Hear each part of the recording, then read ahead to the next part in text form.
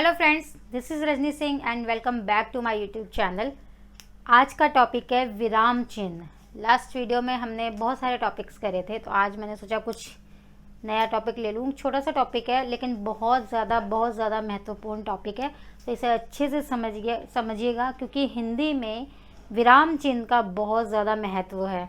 तो आज की वीडियो बहुत इंपॉर्टेंट रहने वाली है। वीडियो अच्छी लगे तो चैनल को लाइक, शेयर एंड सब्सक्राइब भी ज़रूर करें। तो चलिए स्टार्ट करते हैं आज की क्लास, आज की वीडियो को स्टार्ट करते हैं। आज का टॉपिक है हमारा विराम चिन्ह। विराम, जैसे कि शब्द लिखा है यहाँ पे विराम। विराम का क्या अर्थ है? विराम का अर्थ क्या है विराम का?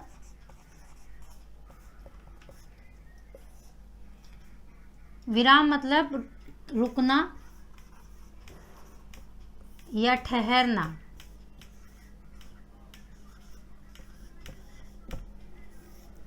ठीक है, विराम का अर्थ है रुकना या ठहरना। जब हम कुछ भी पढ़ते हैं या लिखते हैं, पढ़ते या लिखते वक्त जब हम रुकते हैं तो उस रुकने की प्रक्रिया को हम विराम कहते हैं। कोई भी आप वाक्य पढ़िए, जैसे कि कल मैं घूमने गई थी लेकिन मुझे जल्दी आना था। तो जहाँ मैं रुकी, कल मैं घूमने गई थी, उसके बाद जो मैं रुकी और मैंने दूसरा एक वाक्य शुरू किया, तो बीच में जो रुकने का जो स्पेस होता है, जो जगह होती है, उसको हम विराम कहते हैं। यानी कि हम वहाँ पे थोड़ा सा ठहरे थे। तो विराम का अर्थ है ठहरना या रुकना, और चिन्ह होता है निशान या संकेत, आप बोल सकते हैं। चिन्ह का मतलब क्या है? निशान या संकेत। ठीक है, तो अब हम जानेंगे विराम कौन कौन से हैं, विराम चिन्ह कौन कौन से हैं। तो पहला है, उदाहरण देख लेते हैं हम। उदाहरण,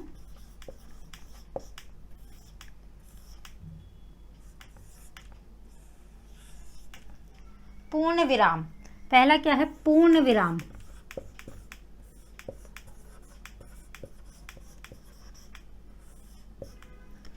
अब पूर्ण विराम क्या है? हमने कोई वाक्य बोला, कुछ भी कहा, और हमारी बात जब पूरी खत्म हो गई, यानी कि बात हमारी पूरी हो गई, तो उस बात को हम कैसे बताएंगे कि हमारी बात पूरी हो गई? तो उसके लिए भी एक चिन्ह है हिंदी के अंदर, जैसे कि ये, इसको बोलते हैं हम, ये वाला जो चिन्ह होता है इसको बोलते हैं हम पूर्ण विराम। हमने बात की कुछ भी, जैसे कि कल मैं घूमने गई थी, बात पूरी खत्म हो गई, फिर उसके बाद हम पूर्ण विराम लगा देंगे, जिससे कि ये पता चल जाएगा कि हमारी बात कंप्लीट हो गई, यानी कि पूरी हो गई है। ठीक है, दूसरा है अल्प विराम।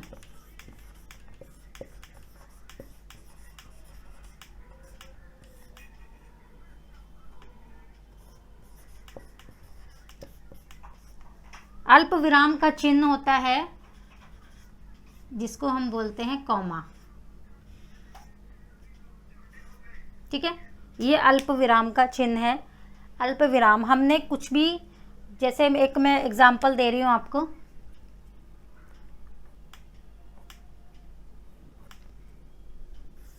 कविता ने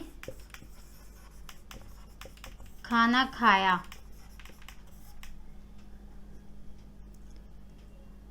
कविता ने खाना खाया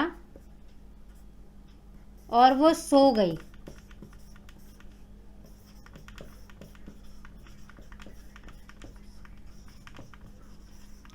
कविता ने खाना खाया, वो सो गई। ठीक है, और रहने दो। कविता ने खाना खाया, वो सो गई। दो वाक्य आ रहे हैं, तो इसमें क्या है? कविता ने खाना खाया, हम यहाँ पे रुके, तो यहाँ आएगा कॉमा, वो सो गई। वाक्य कंप्लीट हुआ, इसके बाद हमने पूर्ण विराम लगा दिया। ये होता है पूर्ण विराम। ठीक है, तो अल्प विराम का साइन क्या है? कॉमा है, जैसे कि मैंने यहाँ पे लिखा है अल्प विराम। दो वाक्यों को जोड़ने के लिए अल्प विराम का प्रयोग किया जाता है। ठीक है, अगला देखते हैं, प्रश्नवाचक। अगला विराम चिन्ह है हमारा प्रश्नवाचक। प्रश्नवाचक चिन्ह। अब प्रश्नवाचक चिन्ह कैसा है वो तो सबको पता है, सिंपल है ये तो। ऐसे प्रश्नवाचक का चिन्ह लगता है। हमने किसी से कोई प्रश्न किया, तुम कल कहाँ घूमने गए थे, तुमने खाना खा लिया, तुम क्या कर रही हो, उसके बाद लास्ट में प्रश्नवाचक लगता है कि हमने प्रश्न पूछा है। प्रश्न पूछने की प्रक्रिया को दर्शाने के लिए जो विराम चिन्ह होता है वो होता है प्रश्नवाचक का ये वाला चिन्ह। ठीक है, ये वाला क्लियर है, क्योंकि ये तो बहुत आसान है। अगला करते हैं विस्मयादि बोधक। अगला है विस्मयादि बोधक, विस्मयादि बोधक चिन्ह। अब विस्मयादि बोधक चिन्ह का क्या साइन है? विस्मयादि बोधक का क्या लगेगा चिन्ह? देखिए ये वाला, जैसे हम पूर्ण विराम बनाते हैं, पूर्ण विराम के नीचे एक छोटी सी बिंदी, ये विस्मयादि बोधक का चिन्ह है। विस्मयादि बोधक किन वाक्यों में यूज होता है? जहाँ पे कोई भाव प्रकट हो रहा हो, या फिर कोई फीलिंग, किसी टाइप की कोई भी फीलिंग, आप एक्साइटेड हो रहे हैं, आप दुखी हो रहे हैं, ठीक है, सैड हैं, एक्साइटेड हैं, और आप चौंक गए हैं किसी बात से, तो अपने भाव को, आपके एक्सप्रेशन को जो प्रकट करे, उसके उसी वाक्य में विस्मयादि बोधक का साइन आता है। जैसे अरे तुम बड़े अच्छे लग रहे हो, वाह क्या जगह है, हम जैसे भाव प्रकट करते हैं ना, कुछ स्पेशल फीलिंग जिसमें आती है, स्पेशल भाव, यानी कि बहुत ही स्पेशल भाव जहाँ प्रकट होते हैं वहाँ पे विस्मयादि बोधक का चिन्ह लगता है। ठीक है, अगला करते हैं। फिर इसमें आएगा अब उदाहरण में विराम चिन्ह के और उदाहरण है, जैसे कि योजक चिन्ह। अगला है योजक चिन्ह। योजक चिन्ह, अब योजक चिन्ह क्या है? पहले इसका चिन्ह देख लेते हैं कि कैसा है। योजक सिर्फ इतना सा ये लगता है। ठीक है, ये योजक चिन्ह का उदाहरण है। अब एक वाक्य का हम प्रयोग करके देखते हैं, जैसे कि कल सुबह से लेकर शाम तक बारिश हो रही थी। इसमें क्या योजक चिन्ह आएगा? नहीं आएगा, क्योंकि सुबह और शाम तो इसमें प्रयोग है, लेकिन दोनों अलग अलग प्रयोग हो रहा है। तो दो शब्द जब एक साथ प्रयोग करे जाते हैं और बीच में ये वाला जो चिन्ह आता है, ये वाला चिन्ह क्या कहलाता है? योजक चिन्ह कहलाता है। जैसे कि कुछ शब्द में लिख रही हूँ, माता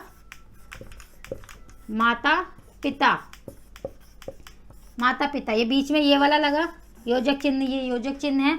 दूसरा है दिन रात, दिन बीच में योजक चिन्ह आया, फिर लिखा हमने रात, है ना। ऊपर नीचे, ऊपर बीच में योजक चिन्ह आ गया, नीचे। ठीक है, तो ये बीच में दो शब्दों को जोड़ने वाला जो चिन्ह होता है वो योजक चिन्ह कहलाता है। दो शब्दों को जोड़कर जहाँ लिखा जाता है, दो शब्दों को जोड़ने वाला जो चिन्ह होता है वो योजक चिन्ह कहलाता है। तो इसमें आप गलती मत करना। ठीक है, अगला देखते हैं क्या है।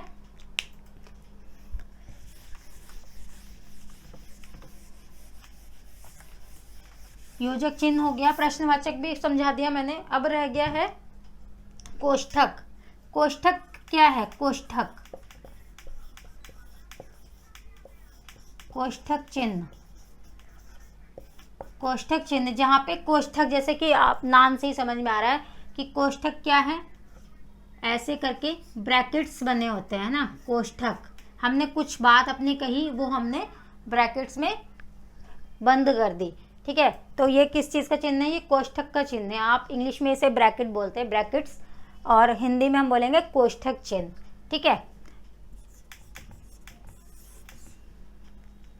इसके बाद है उपविराम। इसके बाद है उपविराम। अब उपविराम क्या है? उपविराम,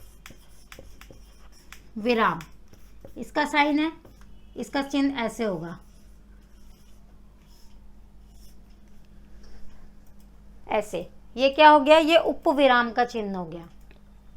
ठीक,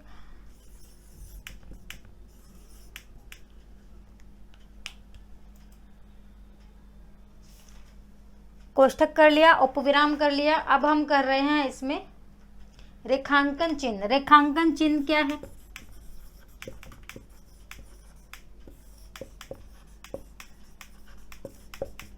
हमने कोई वाक्य लिखना है, हमने कोई शब्द लिखा, हम उस पे वाक्य लिख रहे हैं। ठीक है, जैसे कि प्रश्न में आता है, जैसे कि कोई मुहावरा दे दिया कि इसका अर्थ लिखिए और वाक्य बनाइए, तो हम उसके आगे रेखांकन चित्र लगाते हैं ना, रेखांकन, एक रेखा मतलब छोटी सी एक रेखा, ये वाला जो साइन होता है। अब इसमें कंफ्यूज मत आना कि ये योजक चिन्ह नहीं है। रेखांकन किसी शब्द के नीचे हम जब कोई रेखा खींचते हैं, जिसको इंग्लिश में अंडरलाइन बोलते हैं, ठीक है, वो है ये रेखांकन चिन्ह। ठीक, अगला करते हैं। अगला है हमारा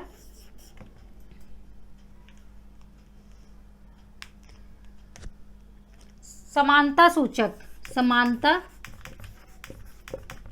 समानता सूचक चिन्ह।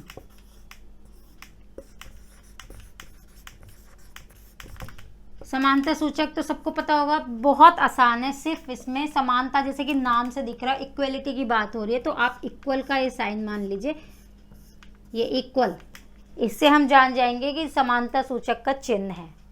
ठीक है, तो कुछ है एग्जाम्पल, जैसे कि प्रश्नवाचक हो गया, अल्प विराम हो गया, रेखांकन हो गया, या फिर योजक चिन्ह है और समानता सूचक। ये कुछ बहुत ही इजी हैं जो हम दैनिक दिनचर्या में हम बात करते वक्त हम यूज़ करते हैं, पढ़ते हैं, लिखते हैं, तो ये आसानी से आपको समझ में आ जाएंगे। कुछ हैं जिनका इस्तेमाल कम होता है, अब वो कर लेते हैं।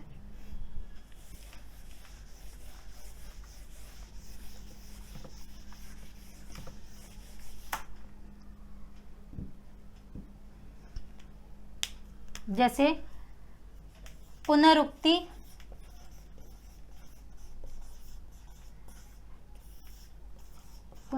सूचक, ठीक है। और कौन सा है? पुनरुक्ति के बाद है पदलोप,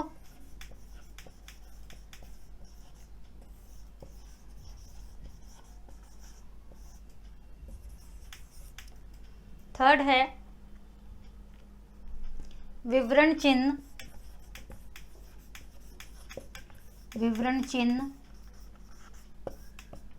ठीक। तो विवरण चिन्ह, जैसे कि विवरण चिन्ह, हम कोई भी टॉपिक हम लिखते हैं, हम उस पर कोई किसी बात को लेके विवरण कर रहे हैं, जैसे कि मैंने लिखा बारिश।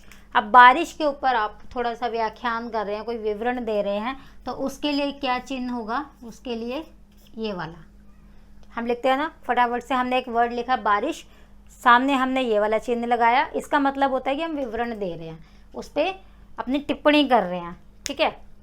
विवरण चिन्ह का ये वाला चिन्ह होता है।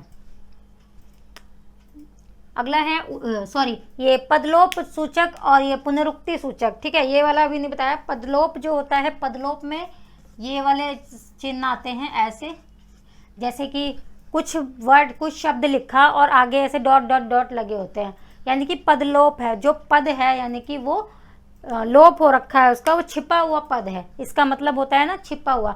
जैसे कि हम कोई भी शब्द लिखते हैं, कविता ने, आप भी कहेंगे कविता ही बार बार लिख रहे हो, चलो कोई और नाम ले लेते हैं, रुचि ने गाना, ऐसा लिखा होता है जैसे कहीं भी कोई वाक्य लिखा है और फिर ऐसे ऐसे ऐसे लिख के हम छोड़ देते हैं, ठीक है ना। रुचि ने गाना और ऐसे ऐसे डॉट डॉट डाल के हम छोड़ देते हैं, इसका मतलब होता है पदलोप का चिन्ह है, यानी कि जो इसका आगे का जो पद है, आगे का जो वाक्य है वो छिपा हुआ वाक्य है, पूरा नहीं है, इसके आगे भी और है, ठीक है। इसका मतलब ये होता है। तो पदलोप समझ में आ गया। अगला करते हैं इसका पुनरुक्ति सूचक। अब पुनरुक्ति सूचक क्या है? इसमें ये वाला साइन आएगा, पुनरुक्ति सूचक में ये वाला चिन्ह आएगा। पुनरुक्ति मतलब कि दोबारा हम उसको एक बार फिर से लिख रहे हैं, पुनरुक्ति हो रही है इसकी, ठीक है, तो इसलिए ये वाला चिन्ह आएगा इसका।